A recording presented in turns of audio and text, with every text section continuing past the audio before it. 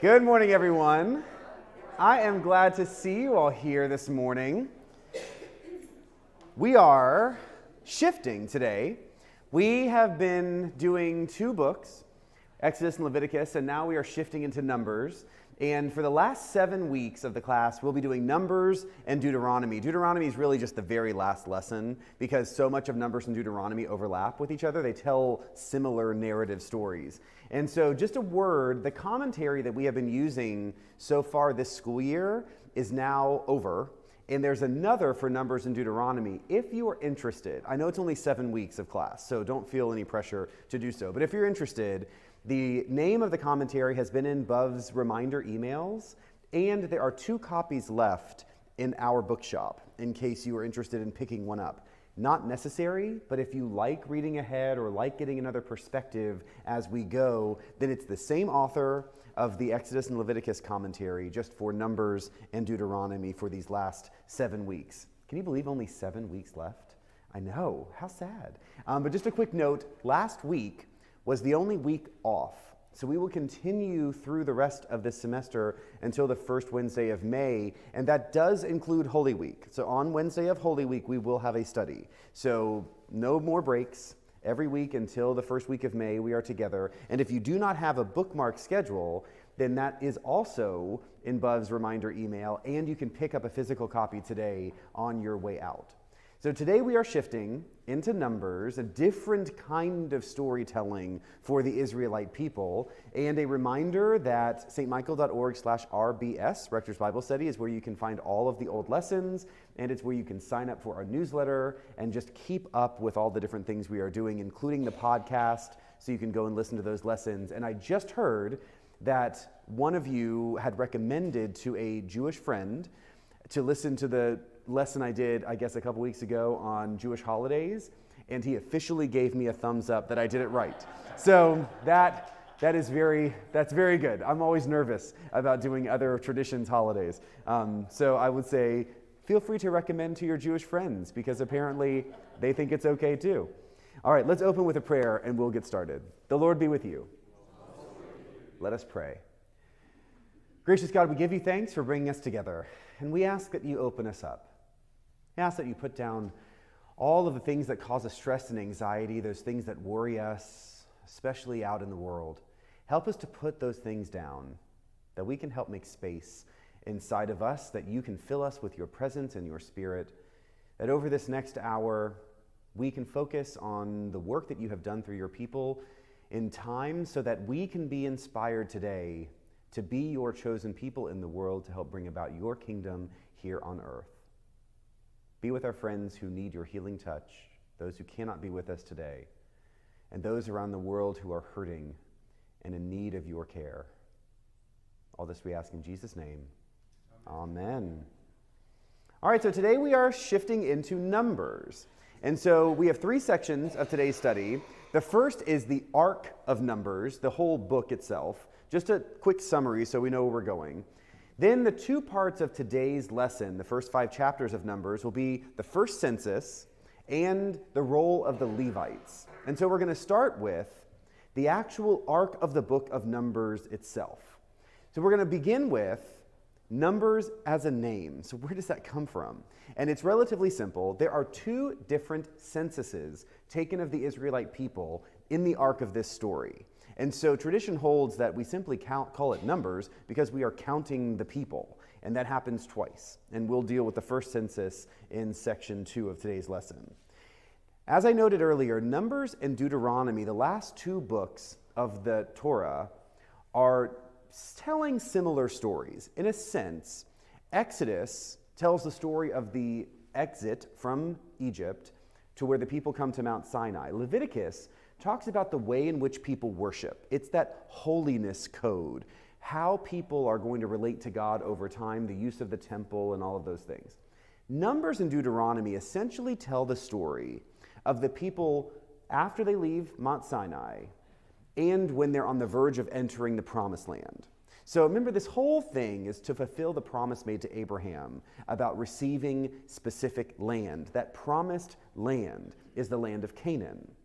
Canaan is already occupied by other people.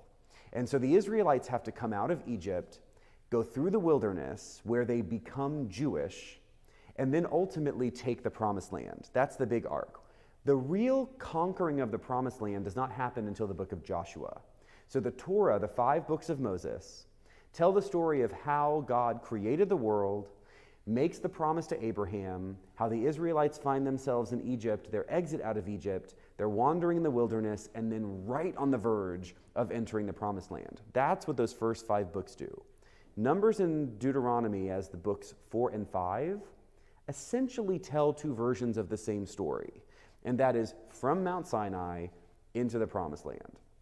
That's one of the reasons why I chose to focus on Numbers and not really Deuteronomy. We have one last lesson this year where I'll essentially highlight some of the things that are unique to Deuteronomy that are not found in Numbers. But for these next 6 weeks, we're going to be looking at the story of the Israelites going from Mount Sinai and then wandering the wilderness. And so there's the big arc of Numbers. Let's do a quick summary of what happens in Numbers so we know along the way what we're going to be looking for. So as we noted, the Israelites are at Mount Sinai. They're receiving the law. They're becoming Jewish. And so now they leave Mount Sinai and they move toward the promised land. So geographically speaking, if you can imagine the kind of Egypt into Sinai and into Israel, they are at Sinai. That's that upside down triangle shaped space between Egypt and Israel and Saudi Arabia, really. They're there in Sinai, and they're going to ultimately be wandering up through Saudi Arabia and into Jordan to approach Israel from the east. Does that all make sense? Yes, I don't have my markers, so we're just going to go with that. As they go through the wilderness, and by wilderness what we essentially mean is the desert. This is not a hospitable place. They wander's a little odd word for that. They essentially travel through what is today the Sinai Peninsula, that belongs to Egypt, the lower half of Israel, which is the Negev, it's the desert, up into what is now northern Saudi Arabia and southern Jordan, so that they go up to where the Dead Sea is. Jericho is just north of the Dead Sea. And ultimately, the Israelites will enter the promised land across the Jordan River, and their first big moment will be at the city of Jericho. Once the Israelites reach the Jordan River, which is essentially the division between Jordan and Israel, they will have a choice to make. They send 12 spies into Canaan to figure out, do a little recon, right? Like, who's there? What do they look like? How should we conquer this space? And 10 of the 12 spies come back and say, we cannot do this. They are too big. It's filled with giants. 2 of the 12 spies, Joshua and Caleb, they come back and they report that the land is gorgeous and abundant and flowing with milk and honey. They are the only ones that seem to believe that God will deliver them into the promised land. And so for that, they actually get to go into the promised land. The other 10 went out, and the Israelites are afraid they don't want to go. And then God gets mad. And God says, you should be faithful to me. Look at what I did for you in Egypt. Why can I not do this for you? And so sends them back out into the wilderness for 40 years so that the entire older population dies off. And those not responsible for the faithlessness rise up to be in charge. And then Joshua leads them into the promised land with those who did not die in the wilderness. And we will see that Miriam and Aaron both die in the wilderness, and Moses makes a small mistake that has large repercussions. He also is unable to go into the promised land. And so essentially everyone except Joshua and Caleb of that older generation dies in the wilderness before they go into the promised land. That's the basic arc of Numbers. So I know that was kind of big, skipping across the river, so to speak. Any questions for clarity about the big arc of Numbers before we get into the specifics? Yeah. Is the 40 years symbolic? That seems like a really long time. Yeah, so the question is, are the 40 years symbolic? And so, yes, we've been doing this long enough to know that there are holy numbers in Scripture. 3, 7, 40, 3, 7, 12, 40, those are holy numbers. Whenever you hear those numbers, it is very unlikely that it is meant to be specific or technical. It is most likely that those numbers are meant to reflect a holiness about the work that is done. And so 40 years is actually, technically speaking, if you imagine all of the adults that are kind of alive in a generation, without it being, right now we live much longer than they would have back then. But say, an average age, people lived into their 60s, maybe, at that point. 40 years is actually kind of the amount of time you would need for essentially all the adults alive at that point to die off, and those who were too young to be responsible for the bad choice to age into being the adults responsible for the community. So yes, my answer to you is yes. I think 40 years is not meant to be technical, but it's also probably a decent amount of time that you would need for the adults to die off. So I don't want to say it wasn't 40 years, but 40 is definitely a convenient number and is likely meant to communicate something sacred or holy. In a sense, the Israelites would have been cleansed of their faithlessness. So here they are, they make the wrong choice. And in order for the Israelites to be ready to go into the promised land, there needs to be a cleansing. And so that 40 years where the adults essentially die in the wilderness is the macro communal cleansing that then brings them to the promised land. Remember, these are stories. They are really not meant to be specific history. Now, are they historic in some way? Sure they are. But we need to not get too wrapped up in the specifics and instead go a little bit deeper into the meaning, the moral of those stories. And so 40 is simply a nice holy number. Other questions or thoughts about the arc of all of that? All right then. Let's jump in then to Numbers. Open up chapter 1. We're going to read two portions of chapter 1, but I'm going to jump, and so I'll tell you when I jump. So here we go. Numbers chapter 1, verse 1. The Lord spoke to Moses in the wilderness of Sinai, in the tent of meeting, on the first day of the second month, in the second year after they had come out of the land of Egypt, saying, Take a census of the whole congregation of Israelites, in their clans, by ancestral houses, according to the number of names, every male individually, from 20 years old and upward, everyone in Israel able to go to war. Now jump to verse 45.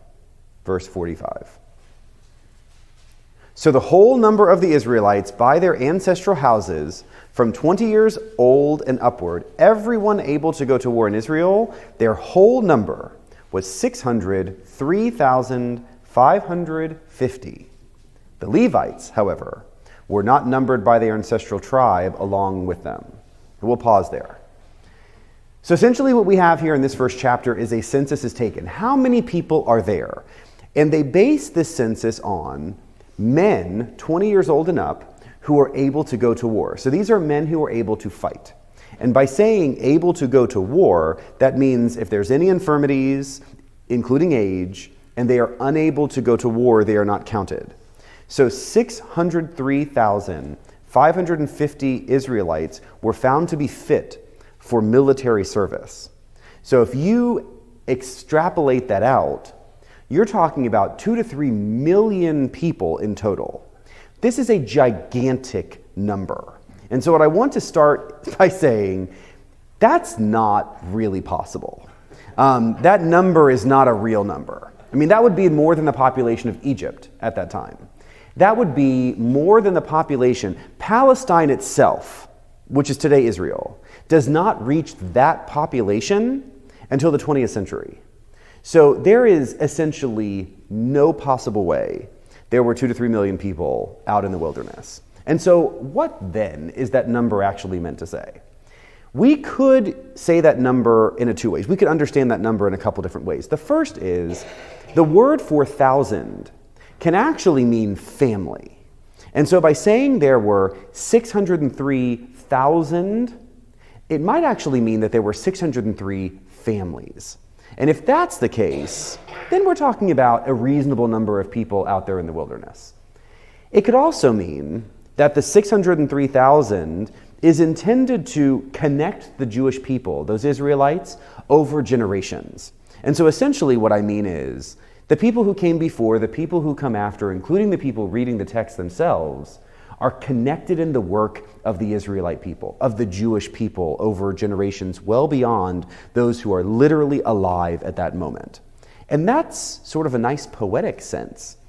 The people who are reading this now, the Jewish people who have inherited this call to live out in a specific way, they are connected to those who were both faithful and unfaithful all the way back to the very beginning.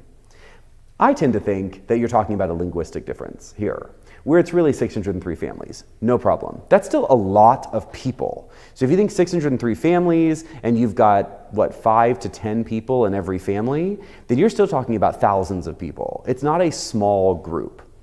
But 2 to 3 million, just not possible.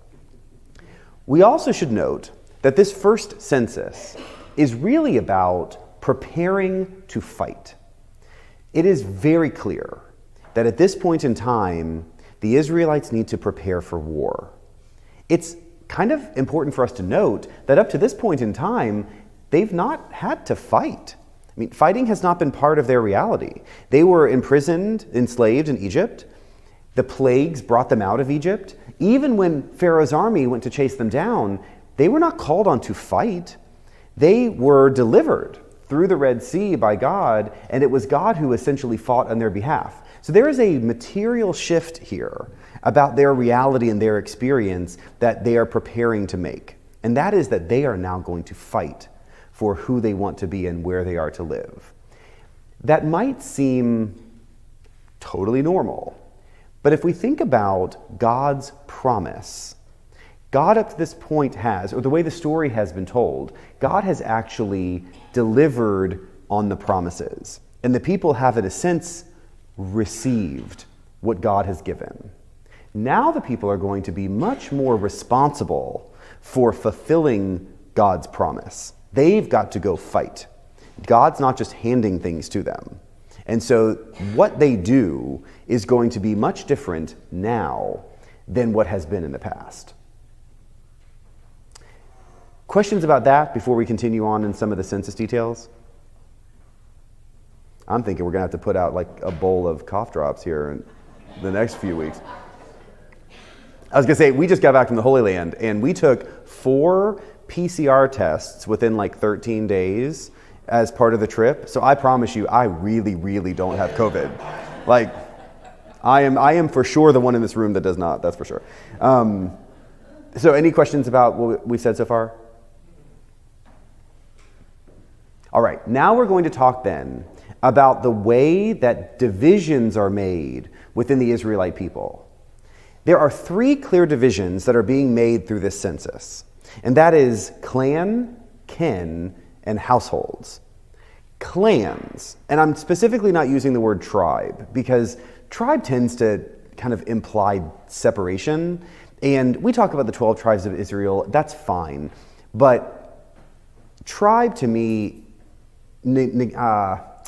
means divisions that I don't really think are there. These are still, it's really one big family of Jews, and so of Israelites. And so to use tribe implies a little bit something different. Instead, we're going to use clan. Each clan is based on one of Jacob's 12 sons. And so as the census goes, there are 12 clans within the big umbrella of Israelite. One of those clans are the Levites. We're going to talk about the identity of the Levites in the 3rd section of today's lesson.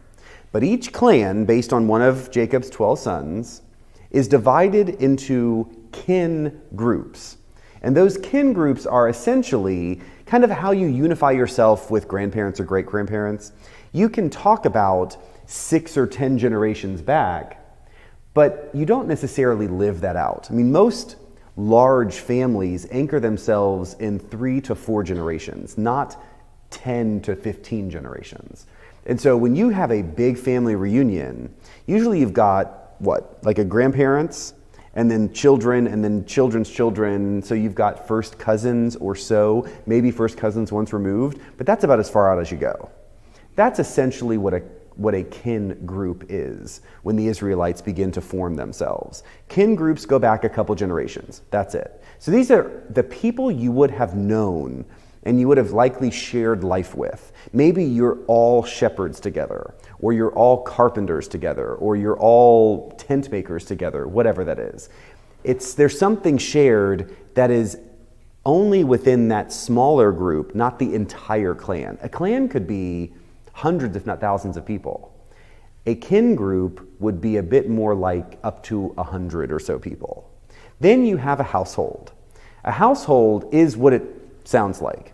You're essentially talking about parents, children, maybe baby, grandchildren, but that's about it. So a household would be more like 10 to 20 people. And so essentially what Israel is doing is giving themselves some very formal structure. Each of the clans, the tribes, each of the clans are going to be responsible for certain things. And we'll see specifically how the clan of the Levites will be responsible for the work of the temple and worship. Households, though, will essentially move together. And remember, too, that they are moving here. This is not just a specific place and time.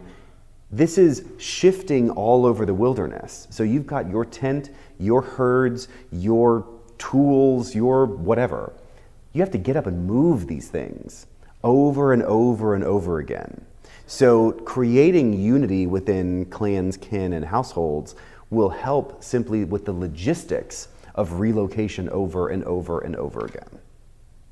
All right, questions or thoughts on that?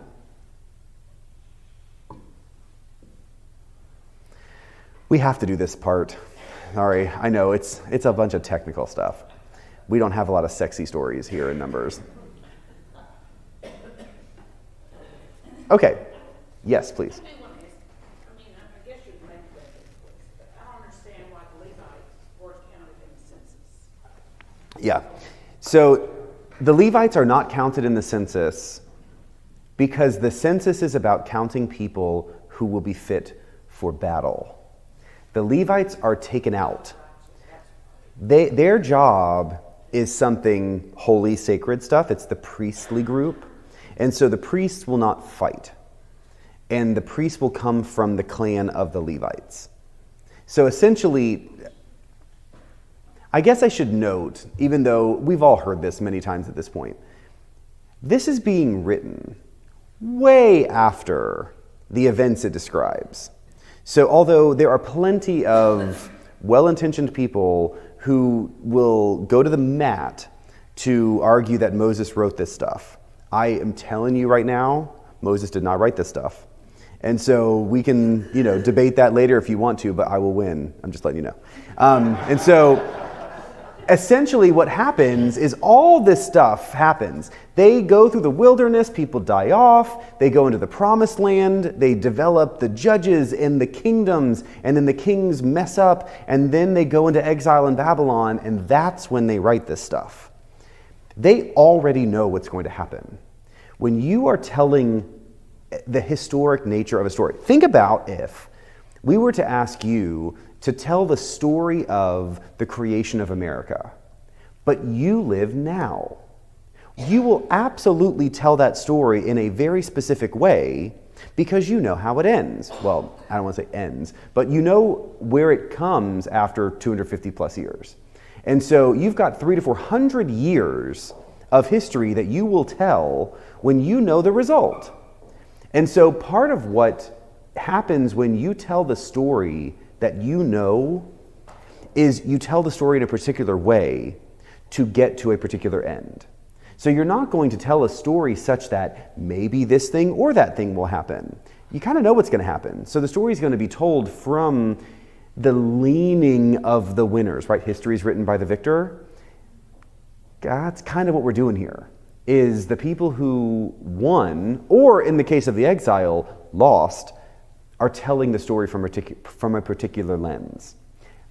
Even more than that, not every Israelite clan is going to contribute equally to the writing of this story. So think about who of the clans will be most likely able to write. The priests. So you're talking about people who are shepherds. They're not literate. They're not going to be able to read, let alone write. And so when we get to the point where this stuff is being written, who's writing it? The priests are writing it.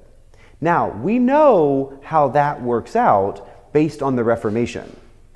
When the priests are the only ones who can read and write, and they're the only ones who can interpret, and they're the only ones who tell everyone what God says and who God is and what God wants you to do, doesn't always work out so well.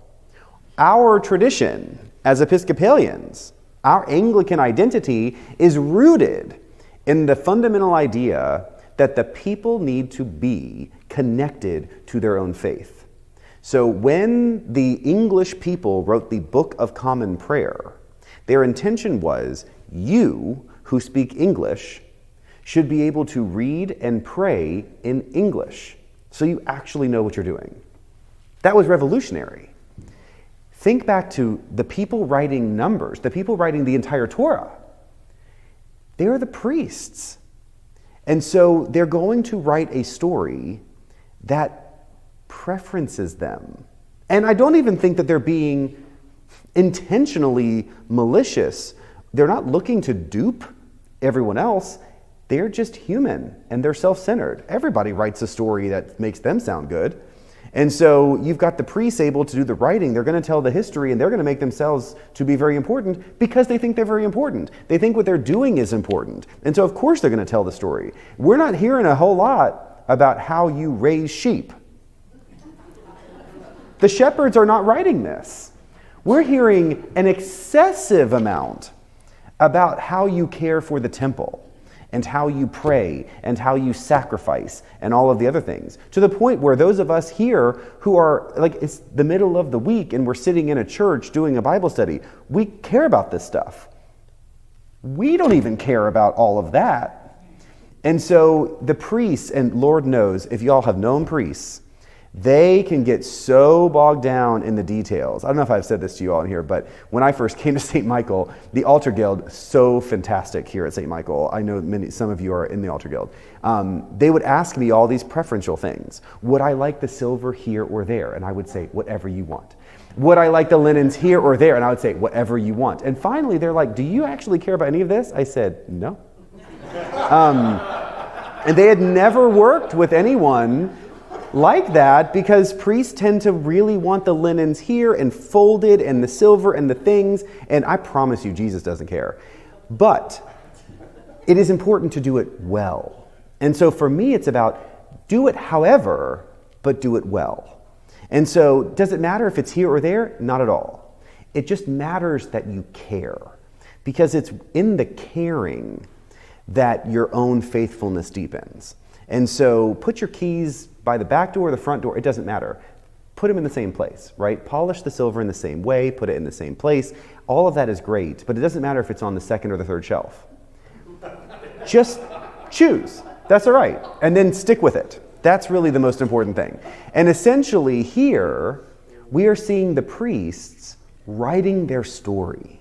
And so they are going so deep into the details, so much more than most of the Israelites would have ever cared to know, because it is who they are, and it is what they see as being their responsibility to God and to one another as the Jewish people. All right, so we'll talk about the Levites here in a minute. Other thoughts or questions? And you can ask whatever.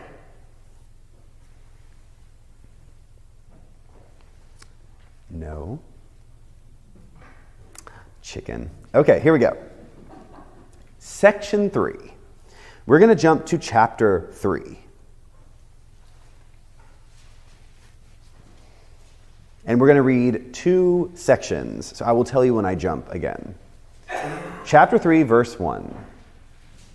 Now we're talking about the Levites. Here we go. This is the lineage of Aaron and Moses at the time when the Lord spoke with Moses on Mount Sinai. These are the names of the sons of Aaron: Nadab, the firstborn, and Abihu. Eleazar and Ithamar. These are the names of the sons of Aaron, the anointed priests, whom he ordained to minister as priests. Nadab and Abihu died before the Lord when they offered unholy fire before the Lord in the wilderness of Sinai, and they had no children. Eleazar and Ithamar served as priests in the lifetime of their father Aaron. Now jump to verse 11. Then the Lord spoke to Moses, saying, I hereby accept the Levites from among the Israelites as substitutes for all the firstborn that open the womb among the Israelites. The Levites shall be mine, for all the firstborn are mine. When I killed all the firstborn in the land of Egypt, I consecrated for my own all the firstborn of Israel, both human and animal. They shall be mine. Let's stop there. We're going to talk for the rest of the time about the Levites and kind of their role because they take up a lot of space in Numbers. First off, as I noted earlier, there is a lot for these people to do. So we cannot underestimate how difficult it is to live in the wilderness with a huge number of people. They can't order Amazon delivery to Mount Sinai. They've got to figure it all out. So just water alone is a huge challenge. Forget food. Food then becomes a challenge. How about housing and shelter? It is a massive undertaking to imagine thousands and thousands of people out in the wilderness. There are no just nice running streams all over the place. There aren't deer hopping through the forest. This is hard.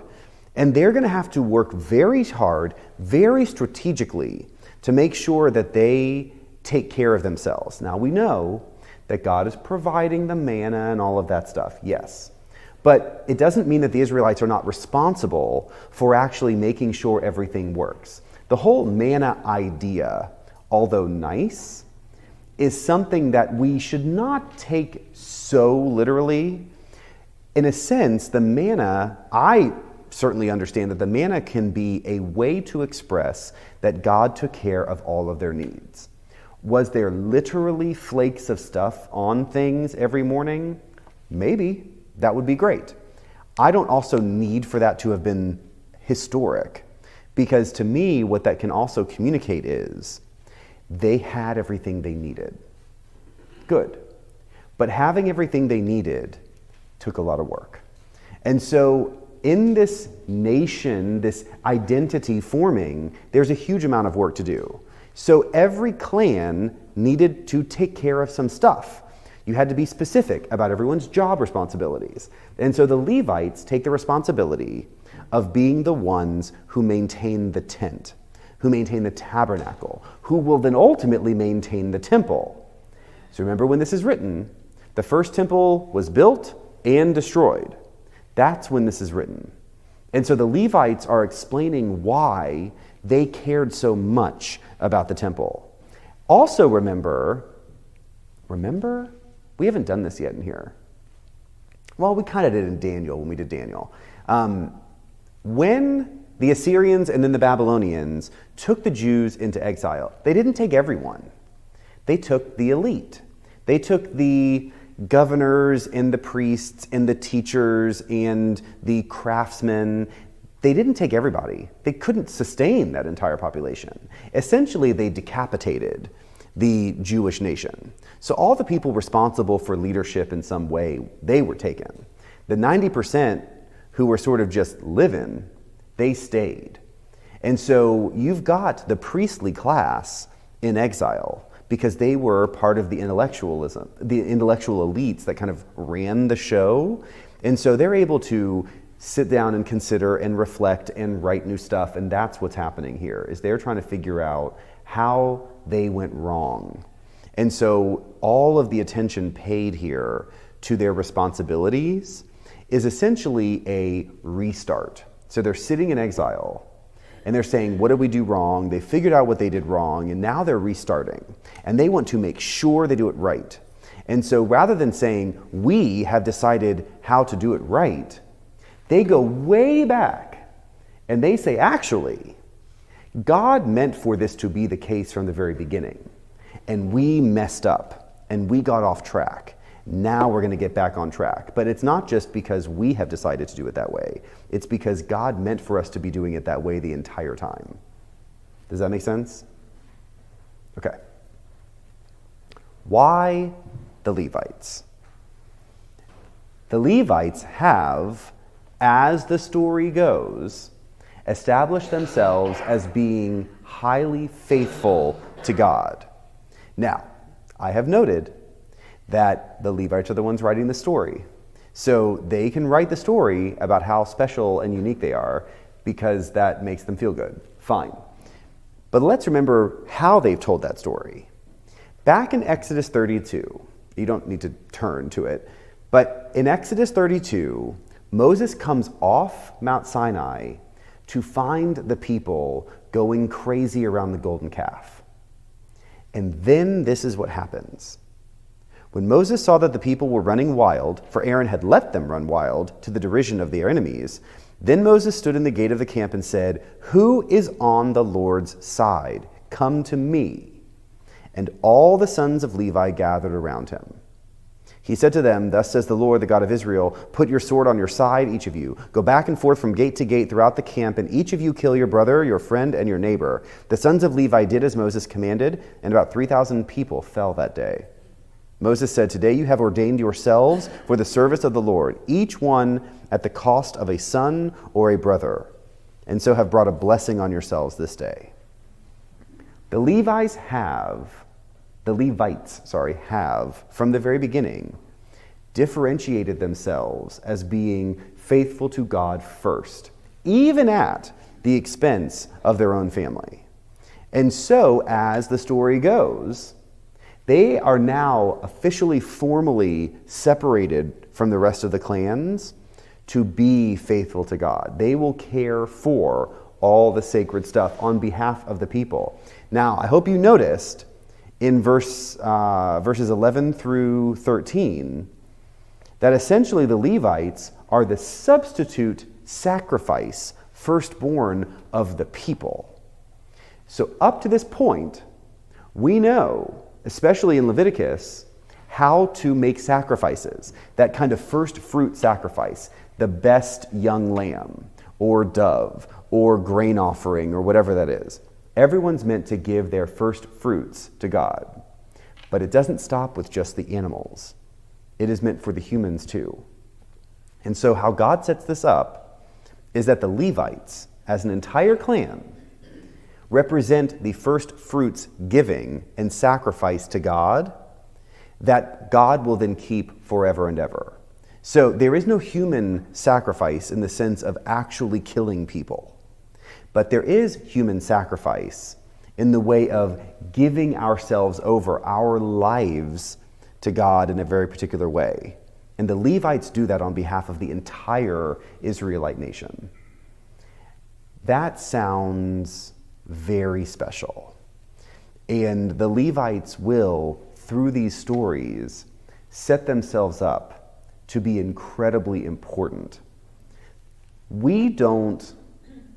Today, it's hard for us to really imagine what the priestly class means to the societal structure.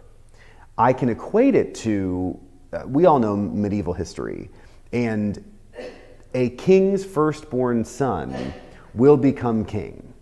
What happens to the king's second-born son? He becomes bishop. And that's the way it happened for hundreds of years. So if we think of it that way, the priests, in a sense, are very, very powerful. We, of course, know in the Gospels that the priests are incredibly powerful, and Jesus speaks against the priests over and over and over again. Today, priests, pastors, ordained people don't carry that same sort of authority. So we have to take ourselves out of kind of modernity, that 20th, 21st century kind of structure, and put ourselves in a more ancient structure where the priestly class would have been incredibly important and powerful, to understand how the Levites would have set themselves up for a whole lot of that kind of power and authority. All right, questions? I caught your cough. All right. Lastly, let's look at the Levitical structure. If we go back to Levi as one of the sons of Jacob, Levi had 3 sons, Gershon, Kohat, and Merari. That's not important for you to know. It's just that there are 3. And those 3 sons define what's the best way to put this? Those 3 sons define the 3 different familial lines within the Levitical priestly structure. Aaron comes from the line of Kohath. And as we will see in Numbers, it is really Aaron's descendants that are most responsible to be the priests of the temple. So even though we say that the Levites are the priestly class, essentially what the Levites do is take care of the entire worship life, not just priests.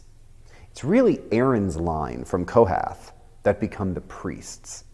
The other 2 become the people who do the other stuff in the temple. And remember the physicality of traveling through the wilderness. Remember back in Leviticus, we learned, or Exodus and Leviticus, we learned what the Ark of the Covenant is, how to build the tent, how big things are. It's huge. That thing has to move in the wilderness with the people. So the Levites not only have to move their own households, so their own tents and tools and foodstuffs and animals and all the other things, they've got to move the tent and the tabernacle. And so they have to have a bit of specific help. So that means not all will be priests. Some will be what amounts to, say, sextons. And so people who care for the sacred space are still separated from the rest of the Jewish people, the rest of the Israelites, but may not be the actual priests in the temple. They may be the people who care for the temple stuff, who move the temple stuff, who clean up the temple stuff. Still separate, but not exactly separate in the same way as the descendants of Aaron. All right, questions or thoughts on that?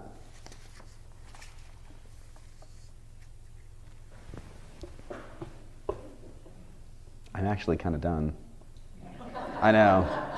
Usually I have far too much information to fill, but you all have been particularly quiet today, so not had to ask any specific questions, yes. Shifting from the priests Uh-huh. to the military organization that was very, very sophisticated, by the way. One thing occurred to me, and that is, as they're flooding and fetching and all the way across the desert, are they running into hostile people that then allow them to develop a military? Because that military structure is pretty darn sophisticated. And okay, there could be divine intervention to somebody who's going to be the general that then trains everybody else. But if you don't have some people that know how to do that, yes, they had spearmen and slingers and maybe bows and swords and knives that they had to use to protect the flocks, et cetera, et cetera. But that struck me as being a fairly sophisticated thing that you don't just come off being a sheep herder to do. Yeah, so Howard makes an interesting observation that if we look at what the Israelites will actually do in conquering the Promised Land, it is a highly skilled endeavor. So the people who are already in the land of Canaan, they're not nobodies. They conquered that land at some point too. They have defended that land from other groups too. And so what the Israelites ultimately do is significant. One thing we will see in some of Numbers, we're not going to look at every instance of this, but as they move around in the wilderness, they do encounter other peoples. And they do find that they have to, in a sense, fight those other tribes for resources. So especially in the wilderness, things like water is so important. And so any little spot with a spring is going to be controlled by someone because that water is critical. Before they actually get to the point where they go in to conquer Canaan, they will have fought many times. Could that have developed their identity as a fighting peoples? Sure. But let's I guess, be honest here. You're talking about slaves out of Egypt. They would not have been skilled fighters. Now, they would have been strong. So I do want to differentiate. They would have been working manual labor in Egypt. So pure strength they would have had. But skilled fighting is very different than being just strong. So they had the size and the strength. So could they have developed skilled fighting? Sure. But as they're wandering around in the wilderness, to develop sophistication that they will ultimately show in conquering Canaan is a very tall order. And we don't get much of an indication as to how that happens. They sort of all of a sudden become, now, the way that the stories are told is always about God's deliverance, right? So if you remember back, we may do this, I don't know if we're going to do this, not next, but if you read Joshua, which is actually a very good story, so that reads much more easily than Numbers. Joshua essentially, they cross the Jordan River, they go to Jericho, and they walk around the city walls, and they blow the trumpets, and the walls come tumbling down, and we all know that song from, Sunday school. So it is not potentially the kind of highly skilled engagement that we might perceive it to be. That's not how the story is told. Now, I cannot believe that it really happened like that. I mean, if we need that, then fine. And in fact, if you have any young children in your life, the VeggieTales version of Joshua attacking Jericho is the best. The people in Jericho are the French peas, and so they are mocking the Israelites from on top of the wall in a French accent, and it's fantastic. And so it makes for a good story, but we have to acknowledge that the Israelites would have had to truly fight in order to claim the promised land. Once we get into Joshua and beyond, the battles are highly violent. It's a massacre. I hate to call it genocide, but it is. The technical term for this is genocide. And so they go and they kill thousands and thousands and thousands of people. Where do they develop that capacity? We don't really know. It's not part of the story, which is one of the reasons why we can pretty confidently say this was written much later than the events, because if you think about what was really having to happen in the wilderness, making tools, making weapons, training the fighting force, that's all left out. That would have occupied the majority of the Israelites' time. And we hear virtually none of it. But that's because they're not the ones writing the story. The priests are writing the story. And so the priests are talking about where they put the tent curtain. And they're not really focused on the making of the spears and the training of the infantry and all of the other things that would have happened. Yeah. So, not necessarily a question, but a comment that somebody wanted to share. Numbers makes the Jewish conquest of the Promised Land look an awful like Putin trying to rally his point of view as manifest destiny while laying waste to Ukraine. Yeah, so the question, the comment about Numbers making the Israelites look like, Russian aggression in Ukraine right now, it is complicated. This came up almost every single day in my Holy Land pilgrimage, because so much of what you do in the Holy Land is you reflect on the issue of Jews and Palestinians. It is so complicated to talk about whose land belongs to who. Our concept of land ownership in America is actually quite simple. There was a whole group of people who lived on this land before the Europeans showed up, and the Europeans pushed them off their land, set them into reservations to keep them from unifying to be able to defend themselves. Now it belongs to us. That's the story for us. It's actually quite simple. Now we can absolutely say Does the land belong to us now, or does it belong to the Native Americans? At some point, it's the people who live there. And that's the brilliance of, here we go into politics, that's the brilliance of Israeli settlements in the West Bank and other places, is while land is disputed, you go and you settle on it. And then you fast forward 50, 60 years, and now you've got 3 generations of Israelis who have lived on that land. Well, so yes, the Palestinians remember living on that land, but now this family, it's the only land they've ever known. Now you've got children and grandchildren who were born and raised on that land, and yes, the Palestinians are saying it belonged to us, but they can't even, like, basically no one who used to live on that land is living anymore. And so does it really belong to them, or does it belong to the people who are living there? It's completely a mess. And that's Palestinians and Jews. I mean, you go back this far, and you're talking about thousands of years of peoples. Someone had this land, someone else had that land, they came and they conquered, they took over and they moved people around, and who knows? I mean, you can have layer upon layer upon layer of who owns the land. And so then many of the pilgrims I was just with were saying, it would be so nice if we could just kind of start from now, like kind of stop and say, let's just go from now, and everyone has what they have. Well, that sounds great for an American to say, because we have what we want. If you're in a position where you don't have what you want, starting from now will not be perceived as fair. And so you look at what's happening in Russia and Ukraine, and I highly commend an NPR podcast called Throughline. There is an episode from maybe 2 weeks ago about Ukrainian history and identity, and it is so helpful. It's like 30 minutes, it's incredibly lucid, and it explains how the Ukrainians are not Russian. And I had no idea about all of this.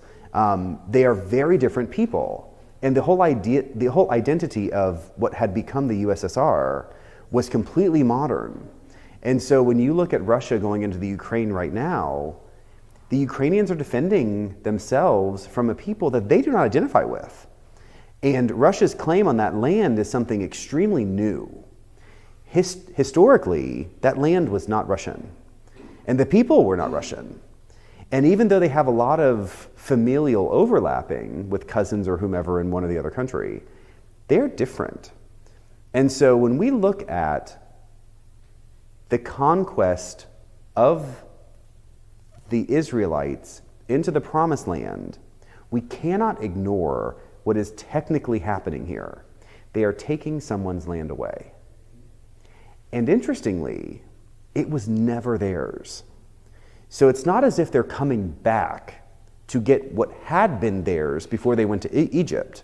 It was never theirs. Abraham moved, and Abraham lived out in the desert. He never lived in what was Canaan. And so for us, we should at least ask the question and struggle with the idea that they're coming to take land away from a people who live there. It was never theirs. But God promised it to them? I mean, okay. I think that part of, and this is, I'll get in trouble for this, but 20th century,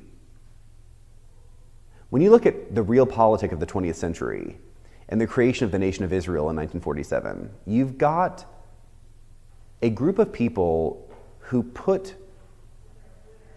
the Jewish people back on land that did not actually belong to them for a very long time.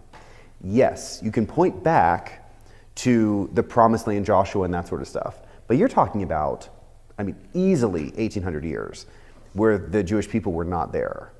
And then the powerful elites carved out a portion of land and said, now that belongs to you because God meant you to be there, is, in a humane sense, problematic.